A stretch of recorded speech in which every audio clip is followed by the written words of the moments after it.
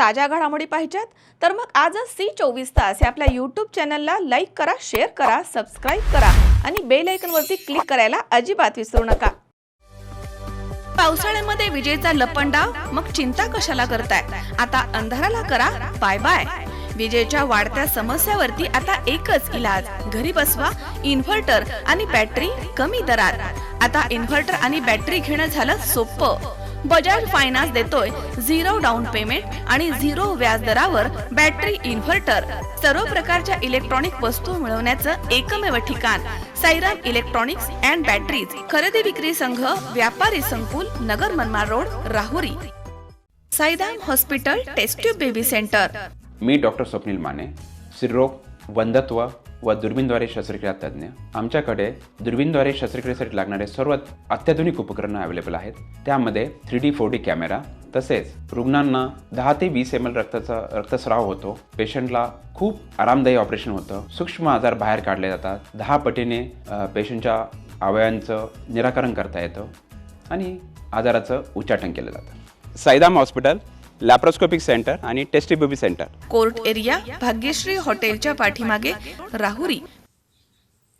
सोलापूर जिल्ह्यामधील अक्कलकोट इथे संभाजी ब्रिगेडचे प्रदेश अध्यक्ष, बहुजन चळवळीचे ज्येष्ठ विचारवंत शिव शाहू फुले आंबेडकर आणि अन्य पुरोगामी महापुरुषांचे आणि संतांच्या विचारांचे कार्याचे प्रचार प्रसार करणारे प्रवीणदादा गायकवाड यांच्यावरती शाईफेक करत मारहाण करणाऱ्या हल्लेखोरांवरती कारवाई करावी या मागणीसाठी 15 जुलै रोजी राहुरी येथे संभाजी ब्रिगेडसह पुरोगामी समविचारी संघटनांच्या वतीनं निवेदन देण्यात आलंय। 13 जुलै रोजी सोलापूर जिल्ह्यामधील अक्कलकोट इथे संभाजी ब्रिगेडचे प्रदेश अध्यक्ष प्रवीणदादा गायकवाड हे एका नियोजित कार्यक्रमासाठी जात असताना तिथे त्यांच्यावरती जीवघेणा हल्ला करत त्यांना काळी शाई लावण्यात आली आहे आणि या हल्ल्याचा संभाजी ब्रिगेड पुरोगामी चळवळीचे कार्यकर्ते यांच्याकडनं तीव्र शब्दात निषेध व्यक्त करण्यात आला। गेले 40 वर्ष सामाजिक क्षेत्रामध्ये बहुजन तरुणांना महामानवांचे, शाहू फुले आंबेडकर आणि अन्य क्रांतिकारी महापुरुषांचे विचारांचे प्रचाराचे, समाज प्रबोधनाचं कार्य करणारे महाराष्ट्राचे मराठा बहुजन समाजाचे तरुणांना उद्योग, व्यवसाय आणि अर्थकारणाची दिशा देणारे नेतृत्व प्रवीणदादा गायकवाड यांचं आहे। त्यांची प्रेरणा आणि मार्गदर्शन, सहकार्य अनेक उद्योजकांना लाभलं आहे।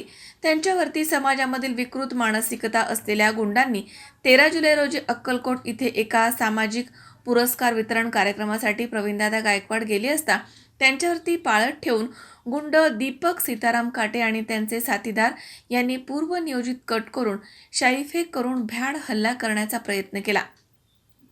त्यांच्या जीवितास धोका पोहोचवण्याच्या इराद्यानं हा हल्ला झाल्याचा संशय व्यक्त केला जातोय।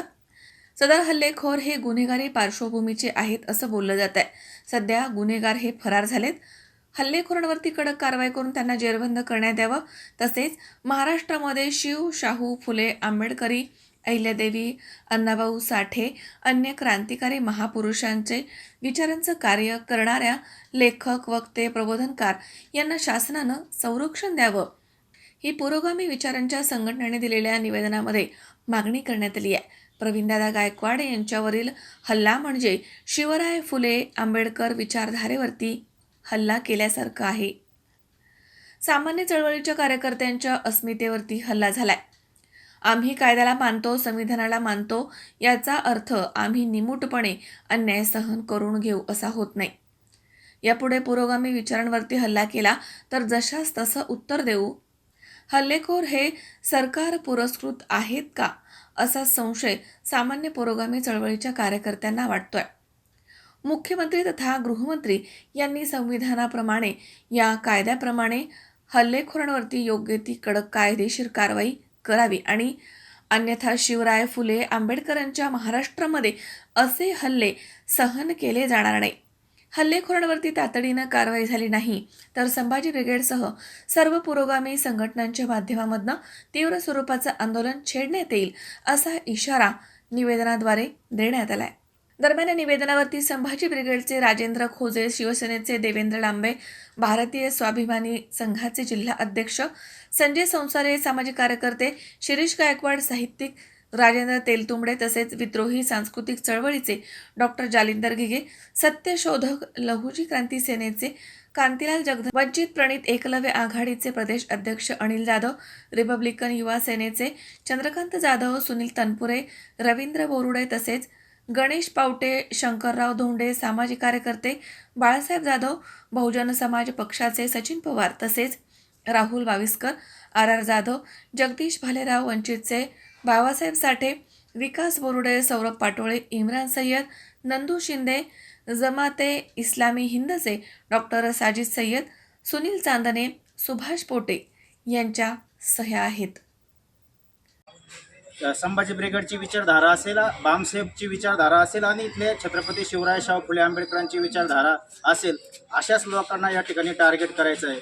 या ठिकाणी त्याच्यानंतर यांनी जो काय जनसुरक्षा विधेयक या ठिकाणी आणलेलं आहे, ही पण त्याचाच तो भाग आहे. कारण यांना फक्त त्यांची त्या कायद्यामध्ये त्यांनी सांगितलं की कडवी डावी विचारसरणीचे लोक जे आहेत ते या ठिकाणचे संविधान उलथू पाहत आहे, ते या संविधानिक संस्थांच्या विरोधात आहेत आणि म्हणून त्यांना या कलमान्वये गुन्हा दाखल होणार आहे. म्हणजे डावी विचारसरणी म्हणजे कोणती की या ठिकाणी जी सेक्युलरवादी विचारसरणी आहे, जी शाहू फुले आंबेडकर छत्रपती शिवरायांची विचारधारा आहे. म्हणजे आम्ही जी वंचितांसाठी लढणारे कार्यकर्ता आहोत, वंचितांसाठी या ठिकाणी काय काय संघटना आहेत शाहू फुले आंबेडकरांचे की कोणा दलित आदिवासींवर किंवा वंचित घटकावर अन्याय झाला, या ठिकाणी मोर्चे काढायचे, धरणे का आंदोलन करायचे, उपोषण करायचे, तर याच्यावर आता बंदी येणार आहे. अशी परिस्थिती आहे आणि अशा परिस्थितीमध्ये या ठिकाणी ह्या जे काय दादांवर जो हल्ला झालेला आहे ह्या विचारधारेच्या लोकांकडून झालेला आहे. आणि विशेष म्हणजे ही विचारधारा केंद्रात पण आहे आणि या ठिकाणी राज्यात पण आहे.